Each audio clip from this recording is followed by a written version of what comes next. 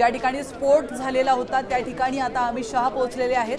काही वेळापूर्वी अमित शहानी स्पष्ट केलं होतं की मी आता इथून घटनास्थळी जाणार आहे, जिथं स्फोट झाला त्या मेट्रो स्टेशन जवळ आता जाऊन परिस्थितीचा एकूण तपासाचा सगळा आढावा अमित शहा घेत आहेत। वरिष्ठ अधिकाऱ्यांशी ते संवाद देखील साधतायत, संपूर्ण घटनास्थळाची ते पाहणी देखील करतायत। त्या पार्श्वभूमीवर आता अमित शहा या ठिकाणी पोहोचलेले आहेत। हाय सिक्युरिटी एरिया हा आहे आणि तरी देखील या ठिकाणी मोठा धमाका झालेला आहे आणि या स्फोटात तब्बल 8हून अधिक जणांचा मृत्यू झाल्याची माहिती समोर येते। 30 पेक्षा अधिक जण हे गंभीर जखमी झालेले आहेत। हा हाय सिक्युरिटी एरिया असताना देखील या ठिकाणी स्फोट कसा झाला या संदर्भात खरं तर मोठे प्रश्न उपस्थित हाच खरा सवाल आहे, कारण देशाची आयबी किंवा रॉ ही जी गुप्तचर यंत्रणा आहे, त्या संस्था आहेत महत्त्वाच्या, ह्यांचं कुठेतरी फेल्युअर आहे का, ह्यांचं कुठेतरी अपयश आहे का, या कटाचा या स्फोटाचा कुठं सुगावा लागला नाही का त्यांना, असा देखील आता सवाल केला जातोय।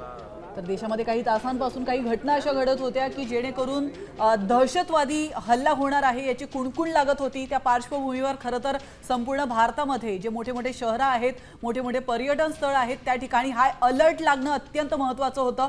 त्याच्यापैकी एक घटना म्हणजे गुजरात आणि फरीदाबादमध्ये देखील एका डॉक्टरच्या घरातून मोठ्या प्रमाणात स्फोटकं जमा करण्यात आलेली आहेत आणि असं असताना देखील काळजी पुरेशी घेतली गेली नाहीये का, हा मोठा आणि महत्त्वाचा प्रश्न आहे। हाच महत्त्वाचा मुद्दा आहे आणि आपण बघतो की केंद्रीय गृहमंत्री अमित शहा जिथे स्फोट झाला त्या ठिकाणी पोहोचलेले आहेत।